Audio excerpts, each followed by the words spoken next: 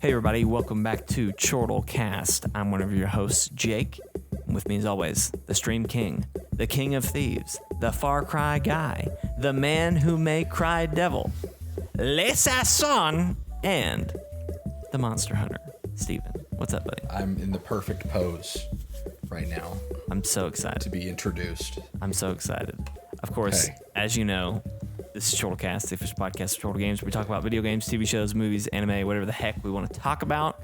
We, while we record the podcast, we play a video game, and you get to see that on youtube.com/ChortleGames, also known as ChortleGames.com.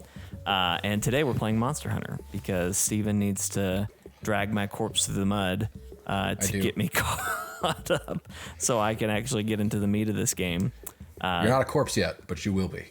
I'm a very sleepy boy, just like my Palamute Finnick. But Steven, this is an auspicious occasion. All right, I have great news, and I'm gonna to give you the news, Steven. I'm gonna play a little auditory game with you. Okay, I'm gonna play you a sound. All right, do you understand? I'm gonna produce a noise, and then following the noise, I'm going to ask what you think it is. Okay? Okay. Do you understand the rules? Sure. Do you have any questions? No. Okay.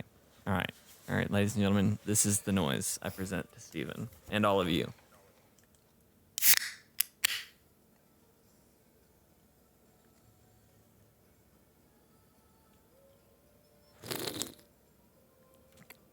Any guesses, Steven, what that was? Absolute silence. Oh, you didn't hear it? I didn't hear a thing. There's no way. My peak, it went to red. Ladies and gentlemen, I'm happy to announce that I have finally acquired some Diet Dr. Pepper cream soda. It's nice. Back. I have found it. I had a great trip to the grocery store today. They had limoncello LaCroix, which is like the best LaCroix. It's like a dessert LaCroix. They had Diet Dr. Pepper cream soda. It's the zero kind that you were telling me about, Steven, which I guess is really just the rebrand of it all. I think, I don't know if it's any different, but to me it kind of tastes better. I can't explain it. I don't know. It's great. It's delicious. I love it. Yeah. I bought a whole pack. I should have bought 3. I should have bought them out. Why didn't you clean them out? That's what Anna does every time she picks up her groceries. God, I should have done it. I should have freaking done it because because I want to prove to them that they need to restock it. You know what I mean? When Diet Dr. Pepper cream soda happened, they stopped stocking it, and I said, why? Why have they done this to me? What did I do to deserve this? So I'm glad they've figured it out and they're getting it all worked back up. So anyway, I've already done the show intro. Steven, we had a great show for everybody today. We're going to talk all about E3 2021. We're going to talk about the people who have already committed to having a conference. Again, it's an all digital event. We'll discuss this. But we have some people who are saying, hey, nope, we are going to come. We are going to be present at the thing. So we're going to discuss that. We're going to discuss our plans and how we're going to be handling E3. Excuse me. See, now that I've had some Dr. Pepper cream soda, I'm just going to be all burpy the whole podcast. Yep. And then we're going to talk about Invincible, because Steven has finally watched Invincible. So we're going to hear some of his thoughts on the show. And then to round out the show, we're going to talk about The Falcon and the Winter Soldier. We're going to have our potential, well, I guess it wouldn't technically be the last episode of Birdwatch because we've got one more episode, but we're going to have a Birdwatch discussion, and we're going to catch up on the show. Can we call our recap of Loki the Loki look? I love it. That is a great, I like where your head's or at. Or Loki look back. The Loki look back. Through the Loki Loki lounge. glass. Through That's the fantastic. Loki. Wow. Holy moly. That's good. Steven, I need you to get on the phone. Do you got your phone? I need you to get Marvel on the phone. I need you to get Marvel on the phone. I need you to call our lawyer, okay? I need you to patent that title right now. I mean, right now, because That is. There's no way we're the first ones to think of that. I guarantee you. I put money on it. No one has thought of that yet. Okay. We will be the first, and we will become famous, and that'll be our breaking point. All right, so we're no longer Chortle Games, everybody. We're putting all of our eggs in this basket. We are now through the Loki class games. Throw the Loki glass. Throw it. Throw it. No, so we're going to talk all about that. Falcon and Winter Soldier is just kind of where we are at now. Steven and I have very differing opinions, but we'll get to that. Can you guess what they are? Can you guess? I don't know. Who doesn't like it? Can you guess who has a pessimistic view of the show and who has an optimistic view of the show? I wonder. No. Vote now. Vote now. Put in the chat. Light it up in the chat over there. Who do you think? Steven, this little thing, this little Nintendo Switch here has all kind of different buttons. I'm over here just like. Yeah. Don't hit the dragon. Yeah, I saw the dragon. The dragon kind of caught me off guard there. Are we fighting this lizard? Is that what we're doing? The big lizard. Okay, yes. Great. All right. So yeah, like I said, ladies and gentlemen, we are playing Monster Hunter. It's not going to be a major. We're not going to talk very much about it, but you'll see that on screen. And occasionally, I'm probably going to scream because I don't know what I'm doing anymore. But that's why Steven's here. He's going to keep me alive, maybe, and just help me grind through. I'm running a heal build that I've never run before. It's going to be great. Good testing opportunity. It's going to be great. All right, let's just jump in. Let's start with E3 2021. Let's talk about what's happening there. So E3 came out and announced that they're doing an all-digital event this year. Of course, COVID last year really basically just kind of canceled E3 all outright. I mean, they didn't have any kind of digital events. Mm-hmm. They kind of left everybody to their own devices. And so that's how we ended up with Jeff Keighley's Summer Games, and IGN did their gaming of summer, whatever.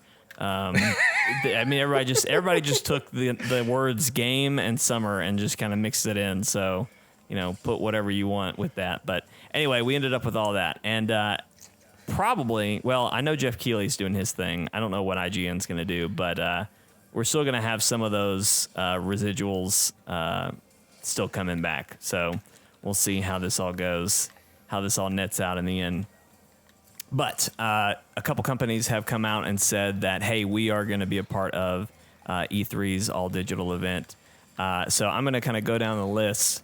I'm actually what I'm going to do is I'm going to get thrown by this giant lizard, and then I'm going to run away so I can read the list. I'm just running, so you talk. Stop running. I need to drink my juice so that you get the juice. I'm just mining over here, so... There we go. Okay, continue. Of doing all this. So Nintendo has come out and said that they will be a part. Microsoft, and by extension Bethesda, because of course Bethesda is owned by Microsoft now. Ubisoft is actually going to open E3. They're going to be on the first day. Konami is going to be there. Capcom is going to be there. Why is Konami going to be there? I don't know. Take-Two Interactive, Warner Brothers, and...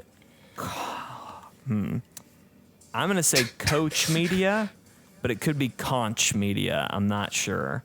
It also says parentheses Deep Silver, so I'm not familiar with these people. Oh, yeah, Deep Silver. Okay. What did they make? Deep Silver has the license for Saints Row, Metro, and a few others. Gotcha. Okay. Well, they acquired a lot of the licenses when THQ went under. Gotcha. I also should mention that E3 is going to be happening on June 12th through 15th. Anyway, obviously the big hitters there are, I would say, are Ubisoft, Microsoft, Nintendo. Those are kind of the people that normally have pretty big conferences anyway. Some of these other people are usually present in other conferences. Sometimes they have their own. Bethesda, of course, used to have their own conference, but now with them being a part of Microsoft, we'll see how that nets out. But anyway, I'm excited. You would think that Sony would maybe do a state of play or something, but they haven't been a part of E3 for so long. I don't know that they're going to do anything with it. Of course, EA has always had their EA Play event right before E3. I forget what Which is good because EA almost always somehow disappoints, even though you go into the event full well knowing that you're at an EA event. So your bar is already like Star Wars, I guess. Star Wars, maybe we'll get a good Star Wars. And then they did Jedi Fallen Order that one year, and that was like, okay, a pretty good job. Yeah, but yeah, that was a good one. That was a good one. I'm gonna heal you. Hold on, stand still. Okay, great, thank you. Woo! Yeah, so that we'll see how that goes. Of course, I read Take Two, and I knew it was Take Two Interactive, but in my brain, I was like, "It Takes Two? Why is Joseph Ferris' game just gonna be having its own conference?" You gotta get over that game. Have we talked about that game on podcast? No, but we can. I can't remember. We can. That maybe later. Okay, maybe later. We'll talk about it. But anyway, I'm very excited. I'm glad that we are kind of getting back to. Obviously not a true E3. I mean, I guess for you and me and probably a lot of people listening to this podcast, this is kind of what we usually get for this. It could potentially be better because they may be providing more resources for people at home like us. Right. Because, a lot of E3 is, hey, it's playable on the show floor. So we may be able to get access to playable demos more than we normally would at E3. Because no one's there. Right. And, that was something with the summer games that I was kind of looking forward to because Jeff Keighley said that. He was like, playable demos. And there were some demos that came out associated with that. There just weren't nearly as many as I think, as I was kind of hoping for personally. But maybe some other people were like, it's probably not going to be that many. But, yeah, I agree with you. If this is all digital, it will be geared more towards the usual audience who is watching from home and watching other people's coverage of. But more importantly, I'm hoping that what this means is we're going to have that week. We're going to have E3 week, and then that's it, Obviously, Summer Games is still going to happen, I'm sure, with PlayStation especially, not doing a showcase there right now. They'll probably do something around E3. It might be the next month. It might be the month before. It might be 2 months later, but you would assume something is going to happen there. So, but I just hope it's a little bit more condensed. This past summer, where it was just so much happening, and it wasn't even that so much was happening. It was just like tiny little things would happen. Yeah. Every couple weeks or every week or so, there was like one thing that happened. It was hard to get excited because it was always like, oh, 2 weeks from now, there's going to be an announcement, but it could have been literally anything. Right. There was no information really on publisher. One time I remember they hyped up one of those summer Game Fest Keighley things, and it was just Tony Hawk's Pro Skater remastered. Yeah. I think is what it was. Well, which was good, but like nothing to dedicate an entire event to. And that's the thing that I think is so great about conferences is you get lots of announcements, and you're usually guaranteed that like one or maybe two, if you're lucky, are going to be like really cool announcements. Yeah, there's something for everybody. And so that's kind of the nice thing about having conferences and having things like this is we'll all be there to see everyone's cool thing, but maybe only one or two things are something that I'm going to care about or write home to or plan to look out for, or whatever. But anyway, very exciting, good stuff. To just talk briefly about what we're going to do, we are going to try to return to true form of what we would normally do on for E3. We're going to plan to try and do reaction streams to as many conferences as we can. Obviously, the Ubisoft one is first, and it is actually on a day that I have a wedding shoot. But also, that week that E3 is happening, it is very likely that my son Asher will be born. So, the plan is still to at least try and react. Steven will cover some if I can't, if I have baby responsibilities. What I'm hoping is that he'll come right before E3. Like, I'm hoping he'll come the Wednesday, let's say, before E3 starts. Because then my paternity leave will begin, and I can just react to things with you while holding a baby, and it'll be great. It'll be Asher's first E3, so it'll be a whole. It could be a really great thing if it all just times out right. So we'll see where that all nets out. Show me one channel where the E3 React person has had a baby in their arms, a days old baby in their arms. Yeah, literally a couple days old. All right, son, now that you're here, let me teach you about video games. I know you're still learning to breathe and walking. We'll get there. You just got to learn how to use your thumbs. We'll get you playing games. Maybe we can just, I would just love a clip where, like, I freak out about something and he just, like, kind of looks at me like, what's happening? why is this all, why is everybody screaming? But we'll see. Anyway, so looking forward to doing some reaction streams with that. Should be a lot of fun if we can get all that rolling again. Let me see. So, look at Steven riding a lizard. Follow me.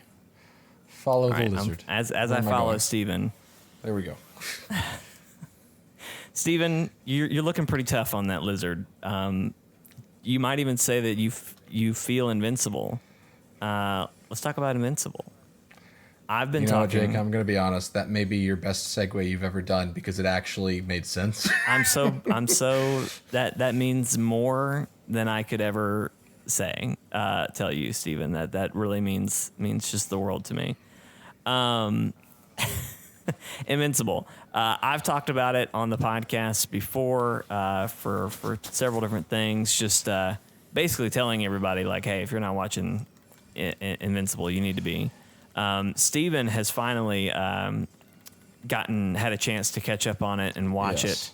So I kind of want to just hear from you, Steven. What I do want to get into some spoilers of just kind of like where we think, because neither one of us had read the comics, so we don't know what's going to happen. So I would like to have a spoilery discussion in a second about where you think the show's going to go. But just right now, top level, what have you thought about the show?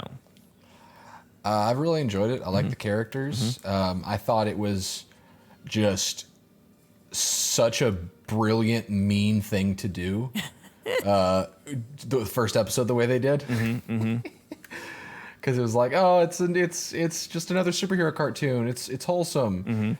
Wait, Omni-Man, what are you doing? Omni-Man, no. Don't do that. Like, the moment that fight happened, Anna and I'm pretty sure both of our jaws just dropped and we were silent during the entire scene. I think I laughed a couple times. But that was just brilliant. Yeah. It was such a good hook to basically say, like, hey, you wanted a regular show? Too bad. Too bad. Here's gore. Here's all the gore. It is very gory. It's very gory. But I like that it seems to pace itself with the gore to where, like, it's not gory necessarily for the sake of gory. It's a deceiving show. Like, every scene doesn't have somebody getting their face ripped off or something, or not every fight features a bunch of blood and guts and everything. So when you see it, it hits. But it happens enough to where it's just part of the world, that it's a brutal world. Yeah. But I wouldn't say it defines the show. Yeah. Well, and that's I keep comparing it to The Boys, and I think that's a fair comparison, but The Boys is just very mature in that it's very gory and it's very sexual, and it's The Boys like begs the question, like, what if just superheroes were a bad thing? Right. And, like, how bad can it get? But Invincible really just poses one big question, and that's, well, are we talking spoilers? Let's dive into spoilers a little bit now. So if you haven't watched Invincible, I highly recommend that you go watch it before you get spoiled on it if you haven't already. It is definitely a show to watch before. We're not going to discuss it very long, so maybe skip ahead, I don't know, a minute or two and come back. But go ahead, Steven. What were you about to say? So the question that Invincible poses, as opposed to The Boys, just asking the question of what if superheroes were bad for the world, Invincible more so asks the question of what if Superman was here to conquer, or was here for was a villain basically. Right. What if he had ulterior motives and had no heart, honestly? And that's kind of what we get through Omni-Man, which I know I've joked saying that Omni-Man is J.K. Simmons' best work since J. Jonah Jameson and the Yellow Peanut, but he does do a really good job in this role. He's really good. The Yellow Peanut M&M, sorry. But the characters are good. The fights are good. The world is interesting. But I'm almost concerned because I'm enjoying the ride. Absolutely. But I'm almost concerned that the plot is taking a little too long because we're in episode 6 is what we just finished. Episode 6, and we still don't really know what Omni-Man, why Omni-Man killed everyone at the beginning. We have no idea. Like the only developments that have happened is that people have started to catch on. Yeah. And we've spent a lot of time following Mark, just kind of being a teenager, which is fine because it shows that there is.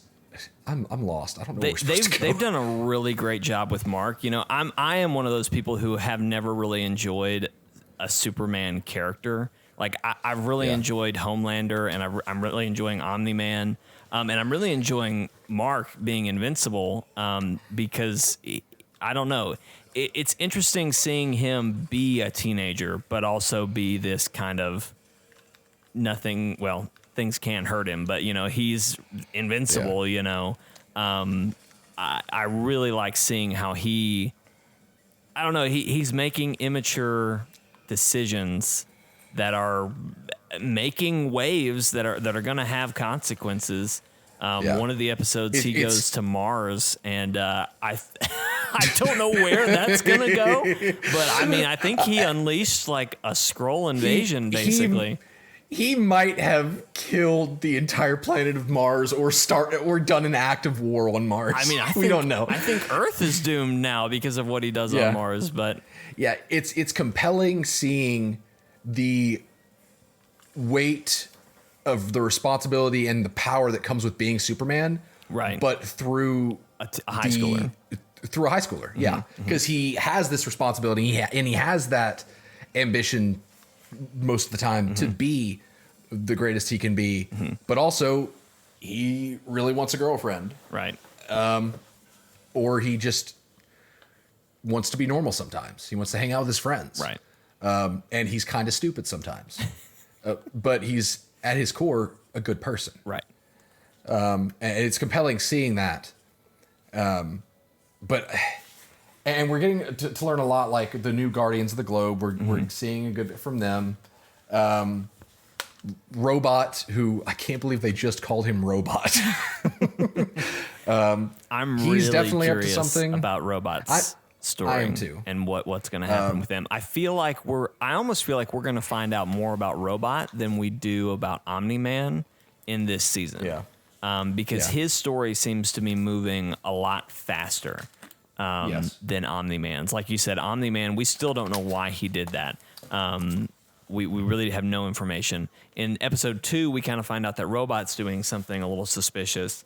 And then I really feel like every end credit since the second episode has all been related to Robot and what he's kind of up to, what he's doing.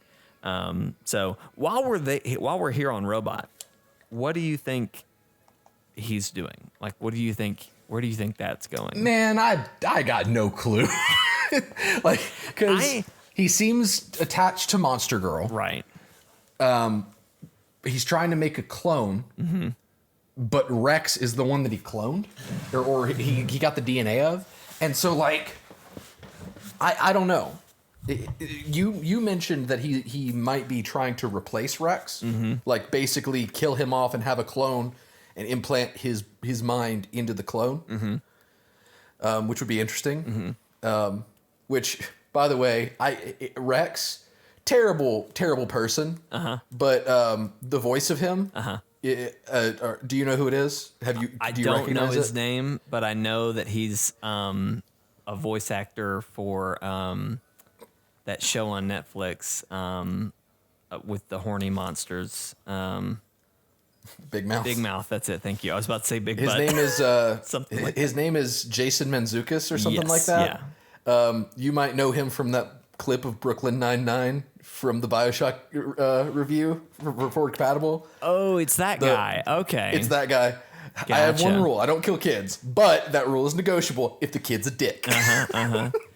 He's in a lot of great Brooklyn Nine-Nine clips. He looks insane all the time. Like, he just looks like he's in the middle of a coked out psychopathic rampage, and he sounds like it too. So I love him. He's hilarious. He's good. He's the perfect Rex. He is. But I hate his character. He sucks. The guy who voices Rick was in the most recent episode. Rick from Rick and Morty. So I thought it was, but it wasn't. It wasn't? No, I thought the exact same thing because I had to look it up. Oh, I apologize. Because when he said his name, I was like, that is totally Justin Roiland. And I looked it up and it wasn't. Wow. If he ever dies, that guy needs to replace him. Because he did a great Justin Roiland Because when he said impression. his name, like, was Doug Cheston or whatever, I was just like, there's no way that is not Justin Roiland. But it totally was not. Interesting. I swear I saw a post from like IGN or something that was like that character and Rick in a scene, and I was like, okay, all right, cool. I look it up because I may have read wrong, but I don't think I did because I looked it up for like 10 minutes, and I saw his credit, didn't recognize the guy's name, so I moved on. Interesting. Yeah, I don't know what Robot's up to, but that'll be interesting. What do you think about Omni-Man? What do you think his goal is? What is his objective?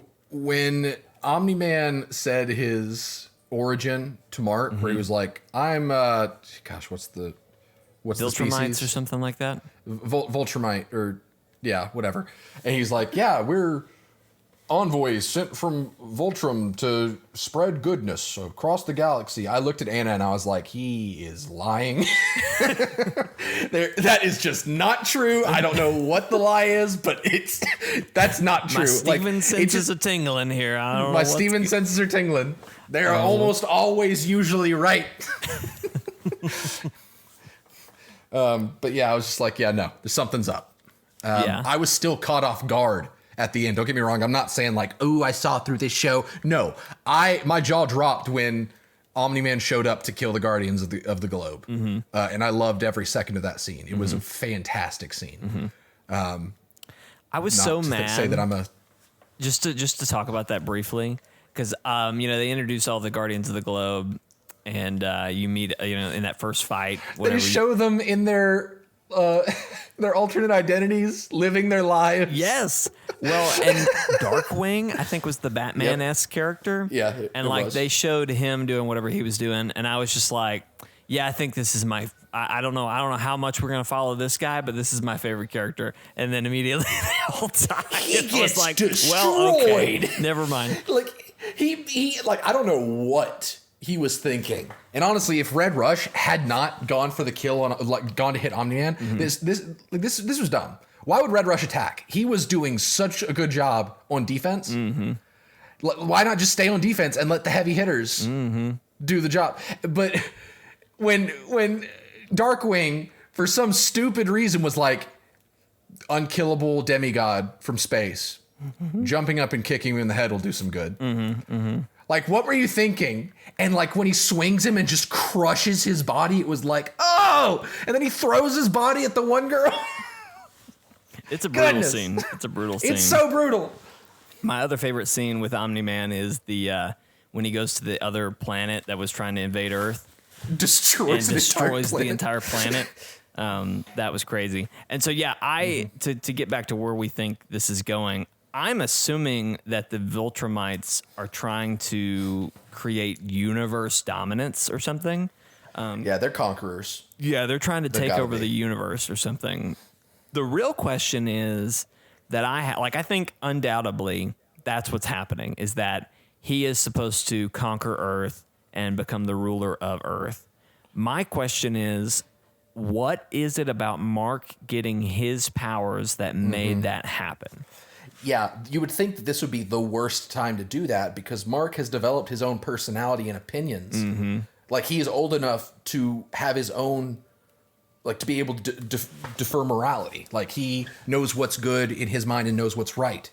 Or what's good and what's bad in his mind. Right. Why wait till he not only has, like, his morals have developed to that of an adult, but also why wait till his powers show up? Right. The one person that can stop you. Well, and that's what I wonder if it's like conditional, like, the Viltrumites send you out and, they expect you to conquer, but maybe he escaped to Earth to like hide out. And as long as it was just him, it was fine. Like, he could just kind of hide amongst, because there's lots of other superpowered people on Earth. We haven't even really talked about Adam Eve yet, but she's freaking insane what she can do. She's insanely powerful. I'm really excited to see where her character goes as well. Maybe he was hiding on Earth, but then once Mark got powers, it was like, well, shit, they're gonna find me now, so I better get to work. And so now you think maybe conquering. they have some way of detecting when a Viltrumite gets their powers, and so he was starting to conquer, so that when they get there, he has some form of deniability. So he's doing that maybe to protect Mark. I don't know if he's trying to protect Mark so much as just like, I don't know. I don't know that it's that he's trying to protect Mark so much as like he came to Earth to conquer it, fell in love, and said, you know what, screw this. I'm just going to hang out here. But now that Mark's here, now that Mark has powers, he knows that he's going to be expected to have conquered Earth. So now he's conquering Earth. And I'm assuming he was hoping Mark would never get powers so that he wouldn't have to do it. I don't really know. So why doesn't he care then? Like, why doesn't he seem like he's on more of a fast track? Mm-hmm. Well, why? Because if he's trying to conquer Earth before something happens, why just kill the Guardians and stop? Right. Because he's not really making any other attempt to do anything about it. Right. Because it was like specifically the Guardians. He has no interest in the current Guardians, which means he's not trying to kill Earth's every defender, just its main ones. I don't know. I mean, maybe he will go after the current Guardians. That'd be a mess. In one of the episodes, right, the Guardians come to help Mark because he was way outnumbered or outmatched. Out everything. They come to help him, and basically they all just about get their ass whooped. I loved that entire scene. That was such a good whole scene. episode was very good to me. It was.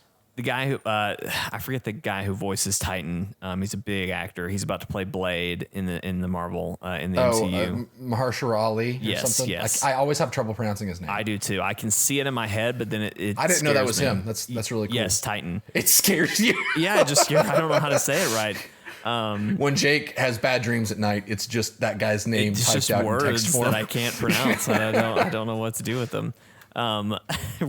Just a brief tangent. I have had recurring nightmares very often right now where I have forgotten to set up cameras for a wedding ceremony. Like, I'll be sitting there ready to film on one camera, but I'll suddenly realize, like, as somebody's coming down the aisle, that I never set up any of my other cameras.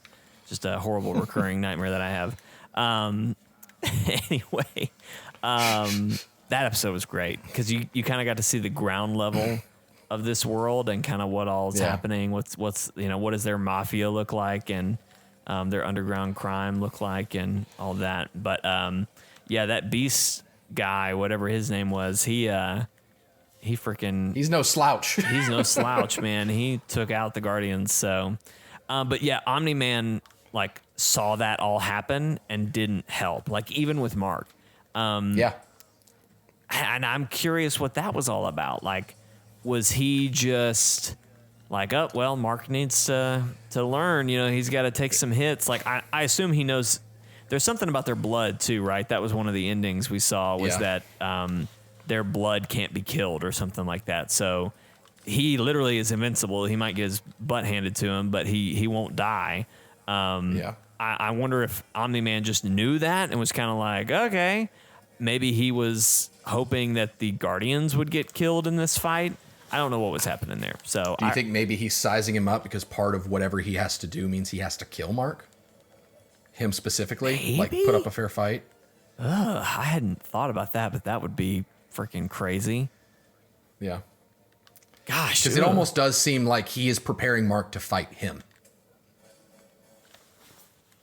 Like, when you think about it. Wow. Yeah. Interesting. Huh.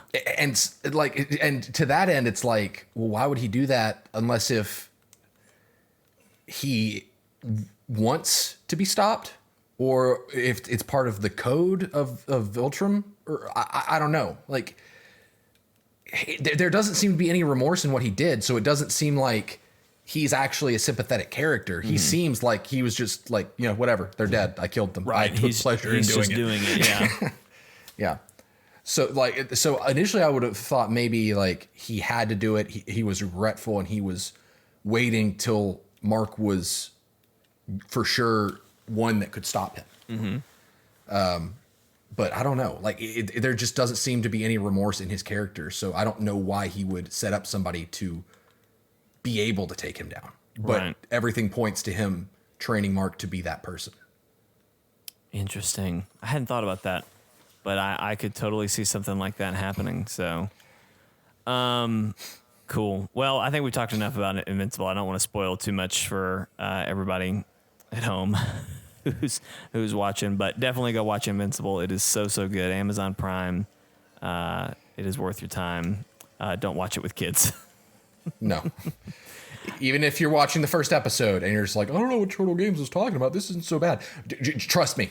Just trust us. If the Guardians get a distress call, send your kids away. Kids gotta go, and then don't kids come gotta back go for any other episodes because it's not good after that. Yeah, it's a great show. Go watch it. Let's talk now, Steven. We are now approaching the very end of Falcon and the Winter Soldier. Episode 5 just aired. Episode 6 is going to air this week, and will, of course, end the series. We have differing opinions on it. So I have been, thoroughly enjoying it. I've been having a good time. Lee Allison and I have been watching it every week. But you've texted a couple times and just been like, I'm just not into this show. I'm not about it. And then you today were like, I can't wait for the show to be over so it can just be over. I was enjoying it through episode 3. Episode 5 was around, it was episode 4, where I was just kind of like, I don't know about this show. It really seems like it's kind of doing nothing. But we can lead to that, or I can. Well, so I think that's a great launching off point, because a question I do want to ask is, what do we expect for Loki, and that's a question to come later. But I think we've been learning a lot about what does Marvel TV look like, because we've had shows like Daredevil and all that, the Netflix stuff that was like kind of associated. We've had Agents of S.H.I.E.L.D., which like everybody was hoping would eventually kind of connect, but it only ever really referenced what was happening in the movies. So, it ultimately didn't matter and is not considered canon anymore. And we've all been wondering, being considered canon probably in season 2 or 3.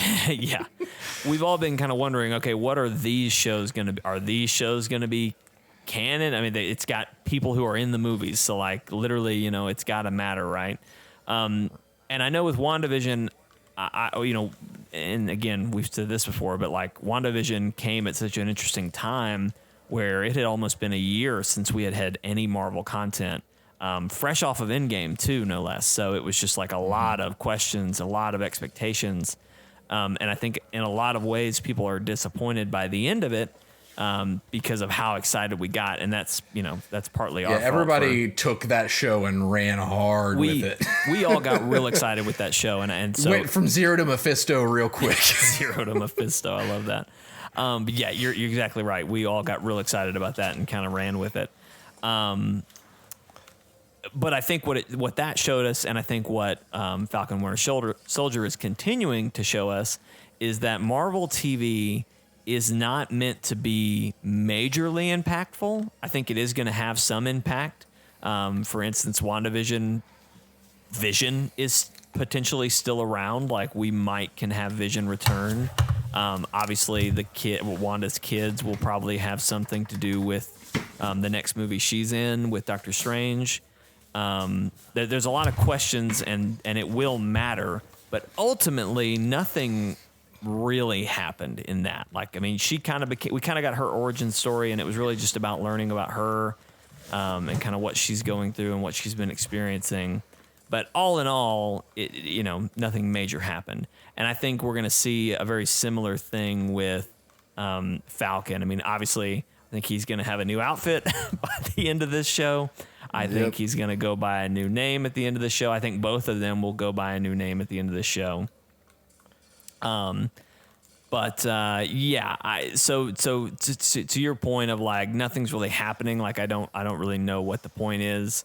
I can agree with you on that, and I think that's what we should probably look to and expect from Marvel TV going forward. Not that nothing's going to happen, but just like it's going to be very potentially minimal, stuff that may not matter for very long. What I have been enjoying about both of these shows, though, is just really getting to let these characters breathe and kind of have their moment to shine.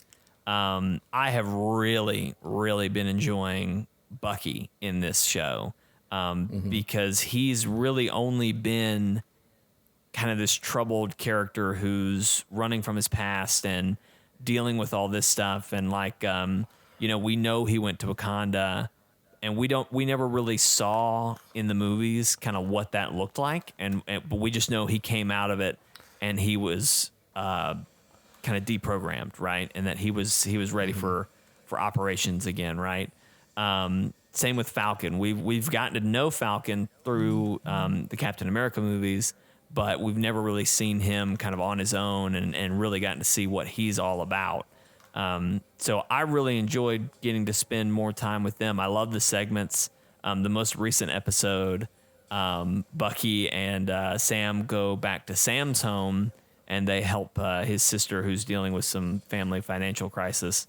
That was great. Like that alone, I almost wish we had 3 episodes of that, because that was what I wanted out of this show, was just seeing them, I don't know, dealing with what they're going through and everything. Like the rest of the show has been great. I tell you what, I've also really enjoyed Zemo. Zemo is great. Zemo is so good. And the actor, I'm blanking on his name right now, but I've seen Daniel Bruhl. Thank you. Lee Allison just screamed it as well. So there's been a lot of really funny like interviews with Anthony Mackie, is that the right name? Anthony Mackie. Yeah. Yep. A lot of interviews with him talking about walking around places with him, because he could speak like 3 different languages or something, and so like people in the streets will come up to him and talk to him in a language.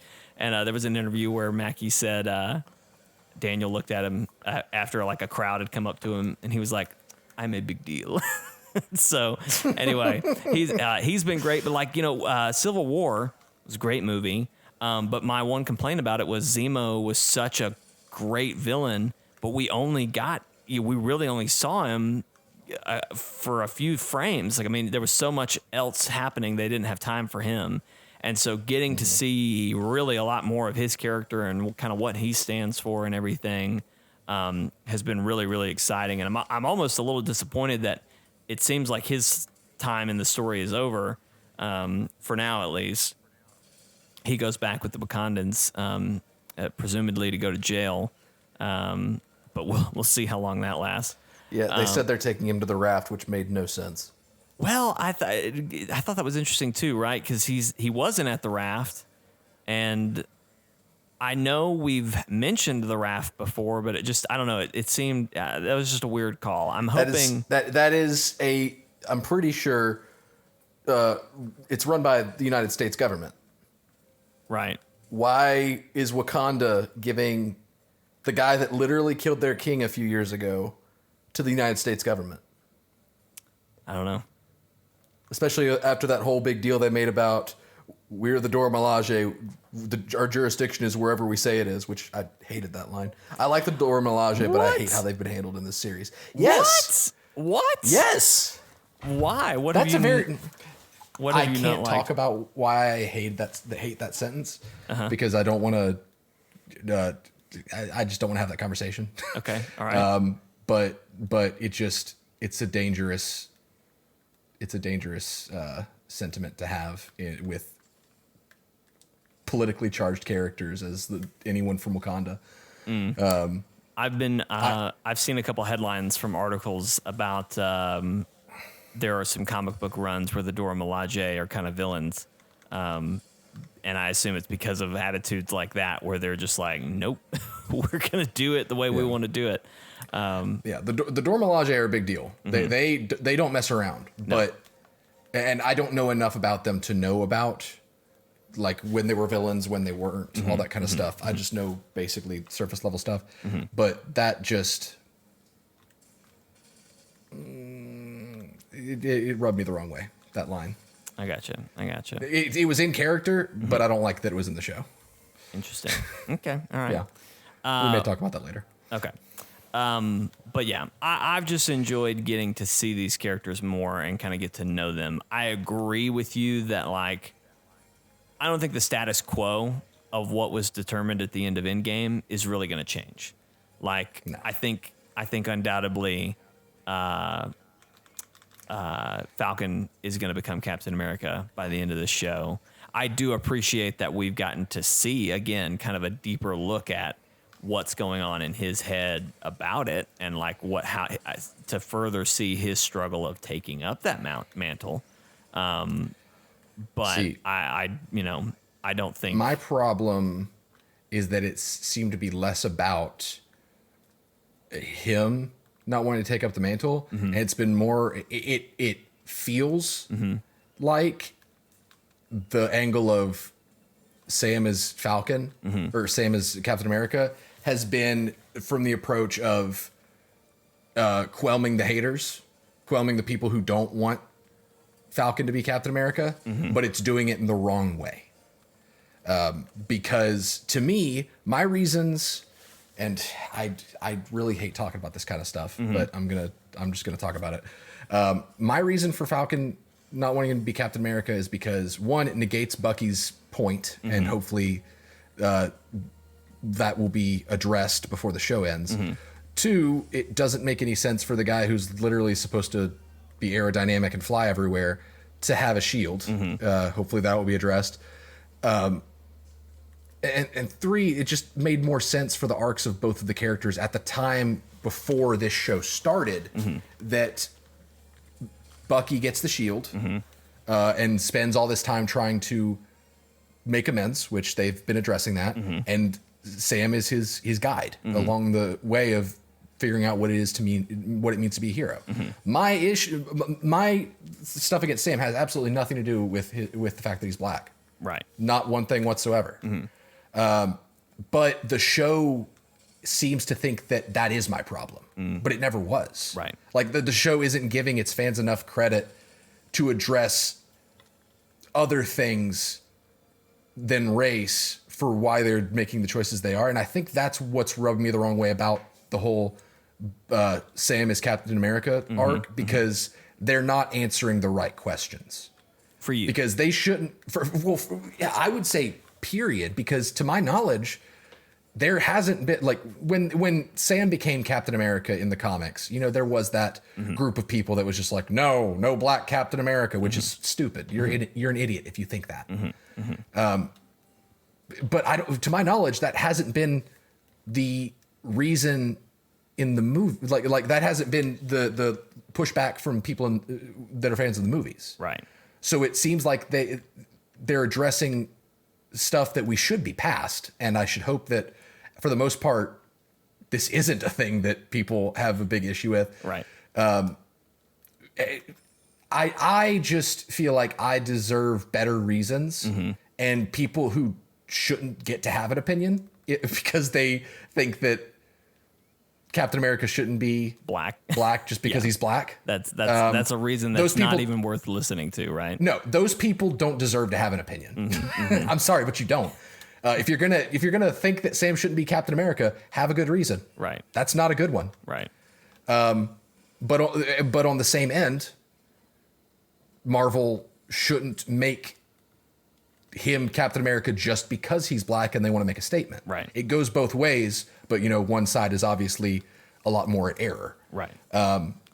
So that's my issue, is that I think as a fan, I deserve to have my questions and concerns answered way more than the people who have that opinion, who have that opinion, because don't even listen to them. Right. Like, they shouldn't have to. And I feel like that's been their focus. Less about Sam being like, I don't know if I can or I don't know if I should, and more about the world's not ready for it, which to me, it just isn't giving the world enough credit to make those kinds of statements. And I don't know, the whole there was a black Captain America thing, that bothered me just because it didn't line up with the MCU before this, because it was that was along the lines of, and I know I'm not going to get into Captain Marvel here, but Captain Marvel, one of the things that rubbed me the wrong way about it is it kind of defeated the importance, or at least lessened the importance of Cap. Of Cap, of Thor, of a lot of stories, because it was saying she was here first. And so the super soldier serum has been a huge MacGuffin in the MCU. Everyone's been trying to make it. That's why we have Hulk. And so Steve was special because he is the only one that it worked on. And so when you're saying that another person had it, it's like, surely if that was true, we would have heard about this guy. I know they buried him, but that just seems it seems very unlikely that would actually stay buried. Correct. It just seems very retconny. Right. And also Anna was, I was talking to Anna about it, and she told me how I forget his name. I don't want to just keep calling him Black Captain America. Isaiah Bradley. Isaiah was talking about how they experimented on him and they didn't tell him that they had they were given the super soldier serum and all that kind of stuff. And Anna told me about how that's based on real events. The Tuskegee Institute stuff. And it's that's really powerful and shows how awful the world was back before a lot of procedures were changed and before we learned better. But the fact that they're trying to use a story that's based on that real event for Captain America serum just felt strange to me, because when he was talking, and I really don't want to sound ignorant in any of this. If I do, please tell me. I know that I am from a place of not understanding as much as an African American person, because I haven't experienced racism to that extent, or that kind of racism.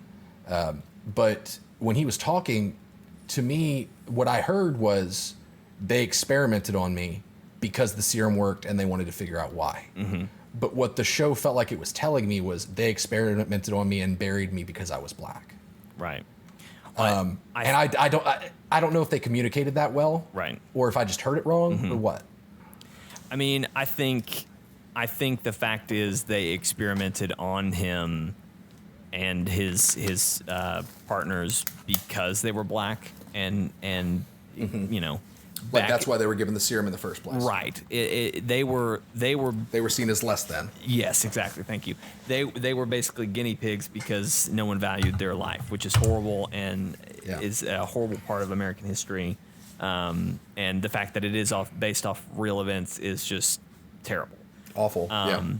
But I think that was what it was trying to get at. So, and that's I wasn't sure about that. Then maybe it just wasn't. Maybe they just put the emphasis on the wrong part, because I feel like the emphasis was a lot on they locked me away and experimented on me. And when I heard that, I was like, Well, they did that because the serum worked. Mm-hmm. But the that's, only reason the serum worked is because serum they worked didn't is because- value him to begin with. Right. So I want to jump off a couple of things that you talked about there. So and the main thing I want to go with is, well, first off, you mentioned, you know, and I completely agree. The people who care about, like, oh, well, Captain America isn't black, so he can't be black. Like, yeah, your opinion doesn't matter. You can just go on and get out of here. I understand, like, being resistant to change or being like, no, Captain America will always be Steve Rogers. I get that opinion. Oh yeah. But if you're just like, no, Captain America can't be anybody other than blue eyes, blonde hair, white guy. Right. Then sit down, shut up, never speak again. And I also agree with you that I think most people are probably of that mind. I think of my mind or of the ignorant mind? Of your mind. Of the yeah, I don't care that he's, you know, it's not, the issue isn't that he's African American for me, it's that he's not Steve Rogers. You know, I think that is, I would like to think that is the majority of the audience's opinion. But I do think this past year and past political events would say otherwise, that there are still an alarming amount of people who that does matter more than anything else. But what I want to get at to talk about, because what you kept saying was, if they're explaining why Marvel is making the argument that this is why Sam should be it, and it's not, you know, it's because Sam race isn't doesn't justifying his decision. Marvel is justifying his decision. Right. So I want to talk about, I think what I've already mentioned that I enjoy this show because it's letting me see these characters more, because in the past they've just been background characters. I think the show has really kind of shown a lot of similarities between Sam and Steve Rogers, and just how Sam and Steve react to things very similarly. They kind of have a similar opinion, or like they deal with things similarly. I don't know how else to say it than that. They have a similar temperament. Whereas I think Bucky is still struggling with that temperament. And I know you've mentioned, you know, your thought of like, well, what if he became Cap and then Sam kind of guided him through that? I still That's think just so much more compelling to me. Well, and I don't disagree with you, but I think the point is that if Sam is already at that temperament, it's important that he lead others in that role. You know what I mean? We've seen John Walker, who on paper should be I am Captain America. On paper, he should be a great leader or a great role model.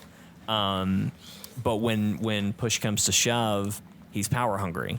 And, you know, he wants that power. He wants the respect that comes with it. I've really enjoyed the portrayal of John Walker, and the actor that portrays him is doing a fantastic job. Oh my gosh, yes. He is a great antagonist, and he's a good sport too. Yes, he's been a really good sport about it because he's been getting death threats.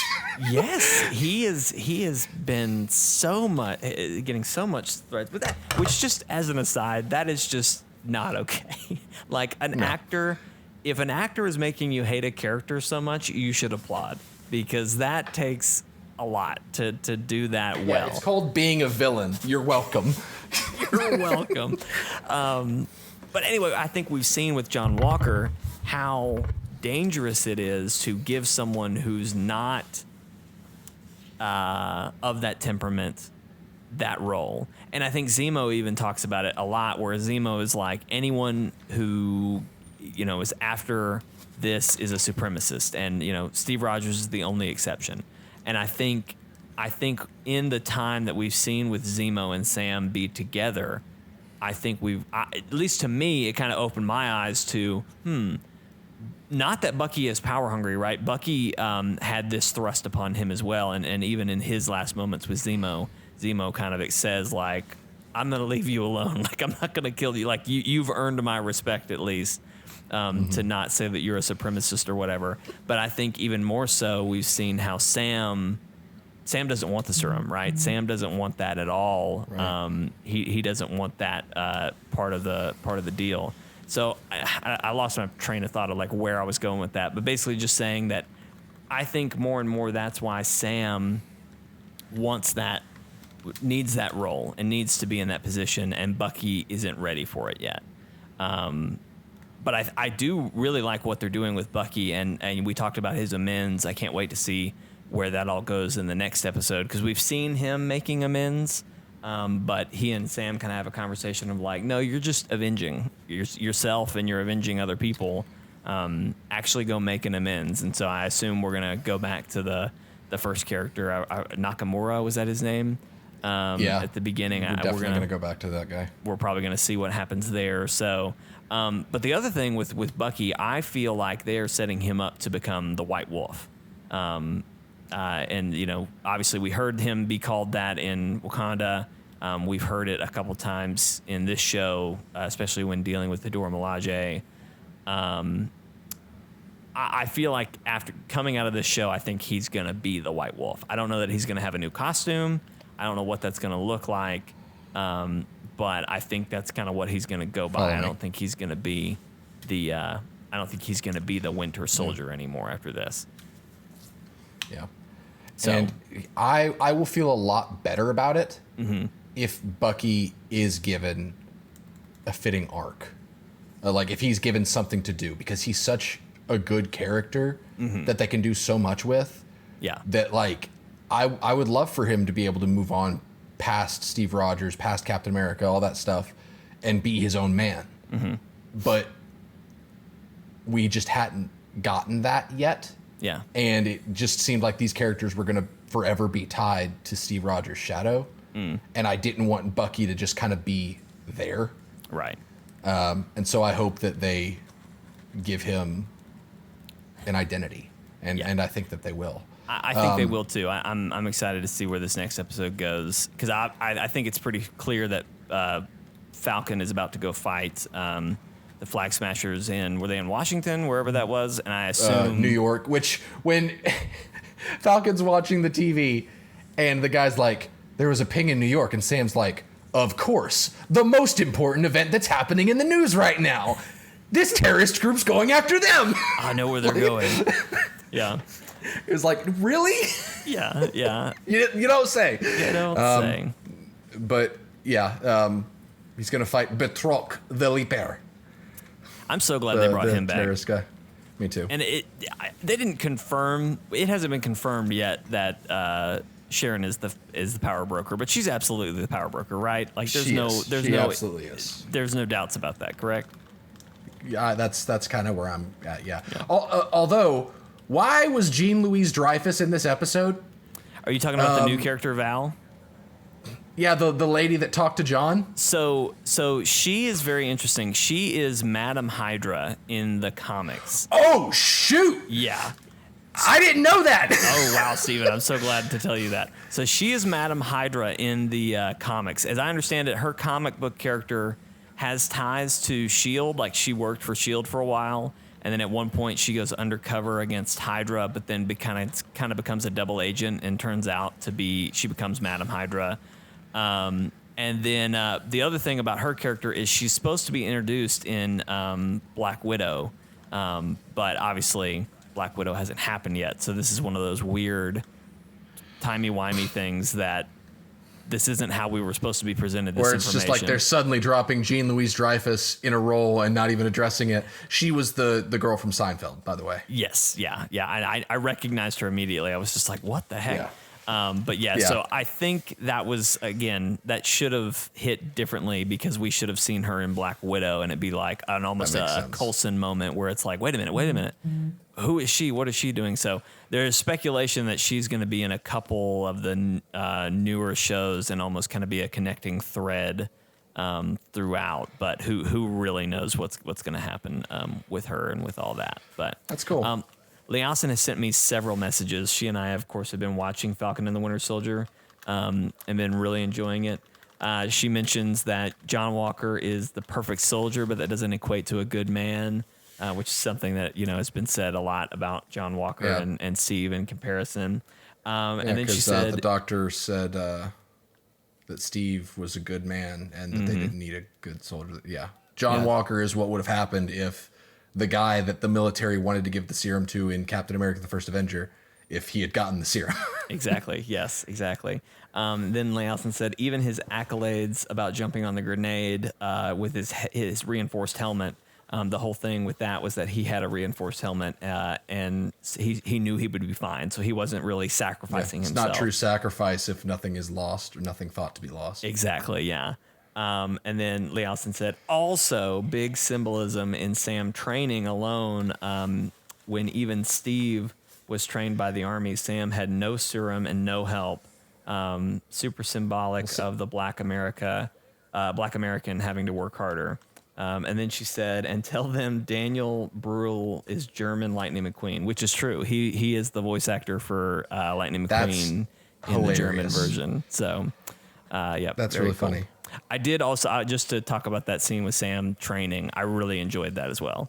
You really have to suspend belief though about when Steve threw the shield and it like bounced around and did all that stuff. I was like, he's got superpowers. That makes sense. It is a whole lot of suspension of disbelief to believe that Sam. Well, I mean, Spider-Man even says himself that thing doesn't obey the laws of physics. Yes, even John Walker, when he didn't have the super serum and was throwing that thing around, I was like, there ain't no way. This thing don't work like that. But whatever. Anyway, well, I hope the last episode will help you turn on it a little bit, Stephen. But I want to add a little bit more because I don't want to make it sound like I'm not enjoying the show just because Sam's going to be Captain America. That's not it. There's just a lot of things that have felt unnecessary or just have not grabbed me at all. The part where I started to notice the chinks in the armor, I guess, was the leader of the Flag Smashers. I'll just to throw this in, I don't get the Flag Smashers at all. Like I understand their plight. I understand all of that. Yeah. They have done a terrible job. They seem like the wasted section of this. I don't know why Zemo wasn't the main antagonist, or even if Sharon ends up being the power broker, like why is she not more of what we're going after? The Flag Smashers, I don't know. I'm so confused. But they spent so much time with them, and it's a shame because the Flag Smashers, that's a really compelling idea. Yes, yeah, and again, I sympathize with what they're saying, and I think it's interesting, especially going with. We all heard Thanos say that, and we're like, no, that's a horrible idea. Why would we do that? But now to see people who lived through it say, well, golly, that everything was better. He was right. Yeah. That is compelling. But yeah, like they just haven't. I have not connected to these characters saying that. Just the insult to all of that is like, to me, I need to be able to get behind a villain to get behind the whole, like, who they're up against, like the ideals of the villain. I need to buy them as a villain, I guess.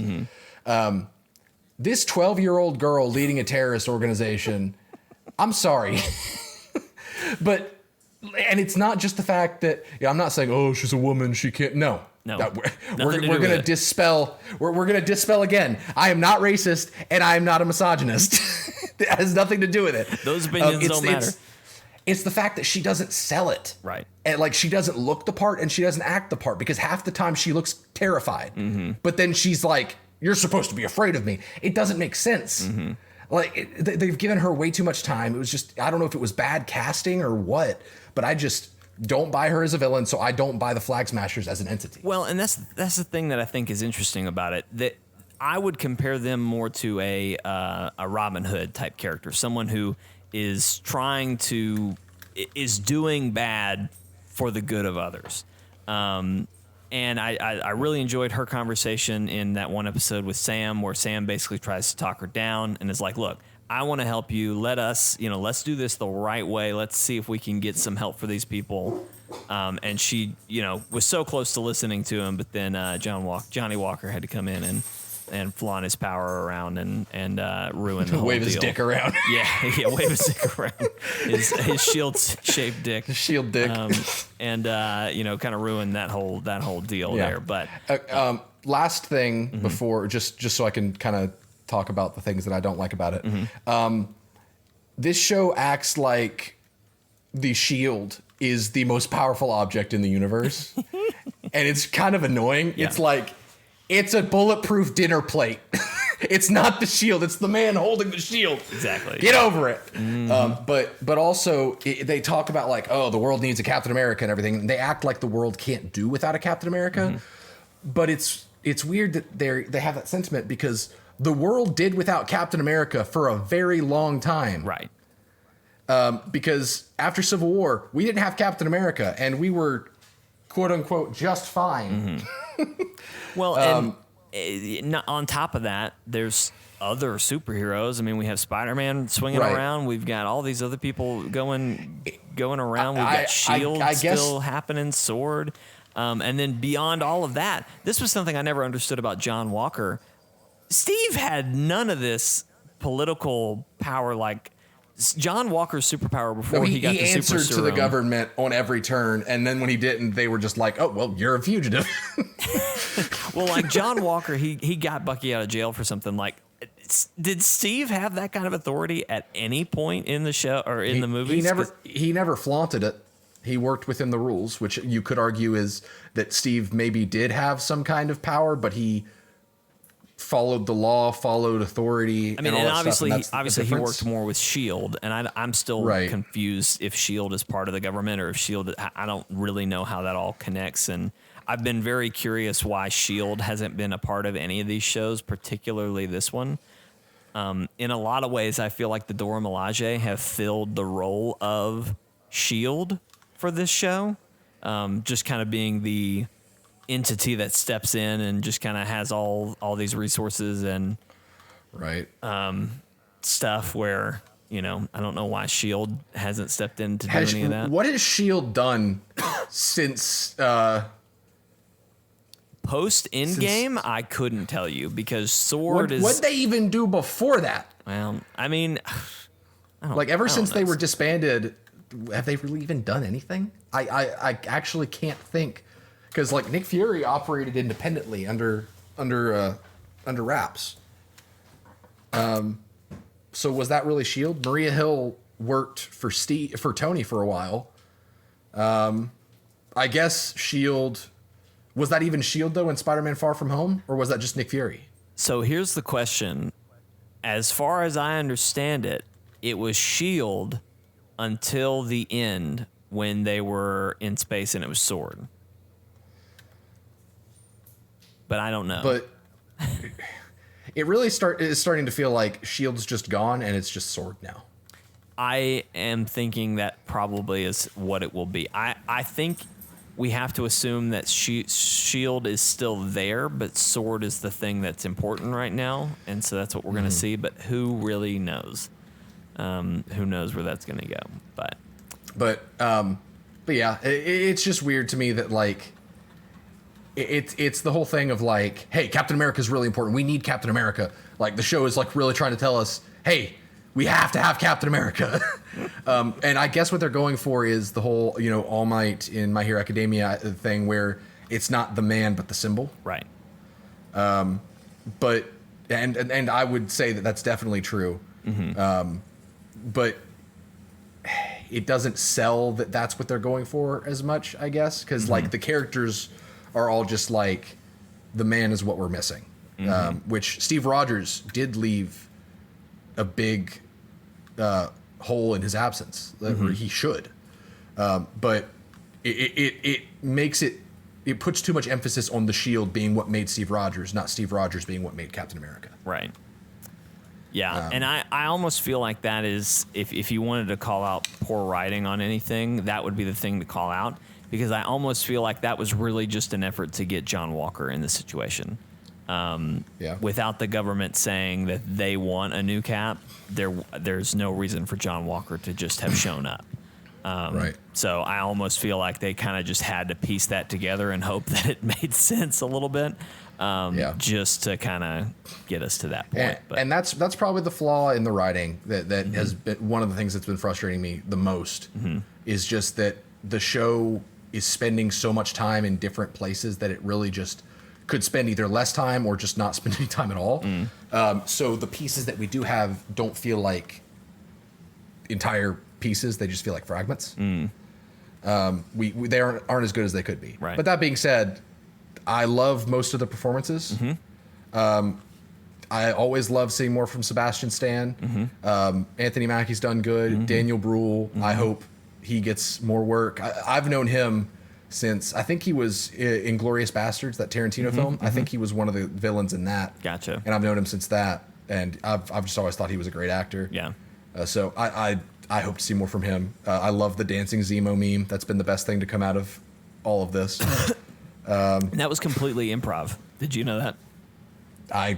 I'm not surprised. They said he seems like he would method act or something. Like that he was like, call me Zemo. Call me Zemo. He said in an interview that basically they had them in that club, and he said, you know, I'm playing this rich guy who had, you know, wealth and all this stuff before he kind of went bad. He's been in prison for however long. Surely he would have wanted to dance. So he said he just kind of went out there, and he said he tried to he was like, that's definitely not how I would dance, but I tried to think of how would this guy dance? Like, what would he do? So anyway, that just... I really hope we get more from Zemo, because he honestly feels like the closest thing we have to an anti-Tony Stark. Like just this rich guy with a lot of power and capability. Yeah, yeah. I do as well. I think, again, he's a great actor. He does great with the role, but beyond all that, we don't have we have a lot of good villains, but it's a special breed when we get a really, really good villain. So we need a villain that sticks around, because we haven't had that since Loki. Like pretty much all these villains, when their arc is complete, whether it's in one movie, two movies, or whatever, they just kind of go away. They die, or they blink out of existence. We need someone who's always around, because we had that in Hydra, but there wasn't a face to Hydra because Von Strucker got killed literally 15 minutes after his first appearance. But we need that energy, you know? Like we need a villain out there constantly working against our heroes, so that we don't constantly have to meet these new villains. Right. Yeah. I think he would be a great one to bring back eventually. So hopefully they'll do that. But yeah, we'll see. The last episode is this week, so we'll talk about it then and see where we land. Just to kind of wrap up this topic, what do you want to see out of Loki, or what do you expect to see out of the Loki show? I am often okay with stories that aren't necessarily like, oh man, you have to see this. Like WandaVision, I ended up being pretty good with where they ended off, because I wasn't in the corner like saying, if they don't give me Mephisto, I will rage. I wasn't one of those people. Yeah. I feel like I wised up about halfway through and was like, maybe they're just kind of doing exactly what it looks like they're doing.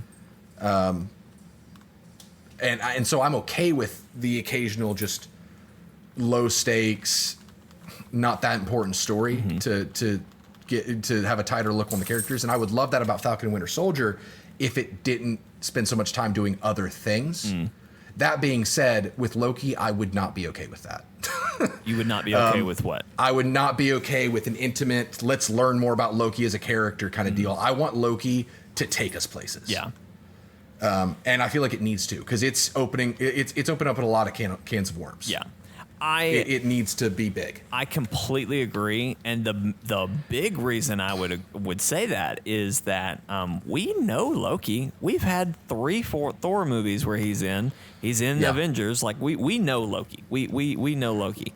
Well, you say that, but the Loki that we're meeting, we've only known for 2 movies. I know, and that's what I think is going to be even more exciting to see him, you know, kind of take on that role and see what he would be like had he escaped, and what is all that going to look like. But yeah, I completely agree. I think of all the shows that we've seen, WandaVision, I just didn't know what to think of. I had no idea what we were going into, what was going to happen.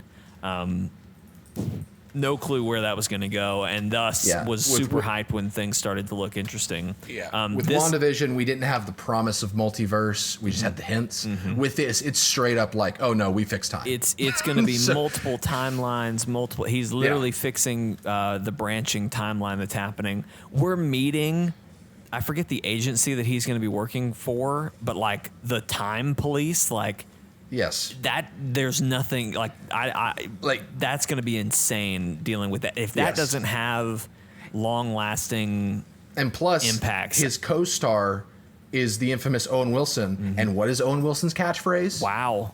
Wow. And you have to wow me, Marvel. Owen Wilson's there. If I don't say wow after every episode, you've failed. The other thing that I'm really curious about is there have been several shots in trailers that look like Loki is talking to Black Widow on Vormir. And I really hope that ends up being what it is. Even if it doesn't, I'm okay with it not bringing back her character. But just the fact that, I don't know, we get one more line with her or something, that would be great. Wouldn't it be funny if Loki was planned to bring back Black Widow this whole time, but it was supposed to be like a year and a half after we get the movie with Black Widow? And so Black Widow straight up dies and then comes back to life before her movie even comes out. It's like, why even release the movie at this point? Well, we'll have her movie before that, won't we? No, it got pushed to July, remember? Yeah, but Loki doesn't come out till July, doesn't it? June. Does it I really? think. Check me on that, because I'm not positive, but I thought it was June. I wonder if it runs up to the movie, because that would be kind of cool. You cannot like think with confidence that anything was planned with the release date of Black Widow. It's a mess. You know, okay, so it's coming out June 11th. I wonder how many episodes. I'm doing a quick little Google here. Marvel proceeded. It's going after all these blah blah blah in game. Blah blah blah. How many episodes? I'm gonna Google that. Episodes. How many episodes? So okay, 6 episodes in Loki. Okay. I'm pulling up a Google Calendar now. Come here, girl. All right, so June 11th, I said. Let's see, 18th, 20. Okay, so 18th is the episode 2. 25th is episode 3. The 2nd is episode 4. The 9th is episode 5. And the 16th would be episode. The last episode would be on the 16th. So, Black Widow release date. July 9th. So midway through that show, Black Widow A week before the last episode, right? happens. It'll be before the last. It'll be the next to last episode. It'll air. So maybe the last episode they bring Natasha back, so they will release her movie before her resurrection. But just barely. By a week. Just barely. So I'm excited. I'm excited to see where all that goes. Man. Ladies and gentlemen, thank you for watching this episode of Chortle Cast. We do hope you've enjoyed it. If you did, there's a couple things you can do to help us out. Number one, if you're on YouTube, you're already at chortlegames.com. You can like this video, share it with your friends, leave us a comment, let us know you're there, let us know what you thought about all these topics that we discussed. You can also watch us on Facebook at Chortle Games on Facebook. We do the podcast in a video format there as well. The podcast also comes out as a podcast on Apple Podcasts. You can leave us a review there. That really helps people find the podcast and get to know what that's all about. And if you hate the podcast and want to watch us do other things, we usually live stream Thursday nights, Friday nights, and Saturday nights. And we do that on YouTube and on Facebook and on Twitter, which is at Chortle Games, and on Twitch at Chortle Game, or no, twitch.tv/Chortle_games. So that's right. We stream to all 4 of those platforms at once. So wherever you prefer to watch us, you can watch us there. This week, of course, the podcast airs every Monday at 12 o'clock Central Standard Time. So happy Monday if you're watching this on Monday. We will be doing live streams this week. Definitely going to be me and Steven on Thursday. Maybe we'll continue It Takes Two. We got to beat that at some point. We might do some Avengers or Monster Hunter. We'll see where the day takes us, but maybe some It Takes Two. We'll see. Friday night, Brody and I are actually going to go see the Demon Slayer movie. Demon Slayer is a fantastic anime that if you are an anime fan, you should be watching. Brody and I are going to go see the movie Friday night. So it's possible that because I'll be in the same town as Steven, it's possible we might get together and do some sort of local stream, maybe some Smash Brothers or something. But it all depends on how long the movie goes, how I'm feeling. I'm shooting a wedding this weekend as well, so we'll just see. Worst case, Steven will be streaming. He'll be doing something. And then, of course, Saturday, I will be out shooting weddings, but Steven will be around to do a live stream. It'll probably be at a weird time because I think he's going to a concert Saturday night, but there should be a live stream in some form or fashion. Steven had to run, so that's why Steven's not commenting on anything that I'm saying right now. But ladies and gentlemen, we have so enjoyed being with you today. Thank you for watching. Thank you for being in the chat. We so appreciate you guys. And that's going to do it for our show today. Of course, we'll be back again next Monday, so we will see you there, and we'll see you in the live streams this week. Thanks for watching. Bye.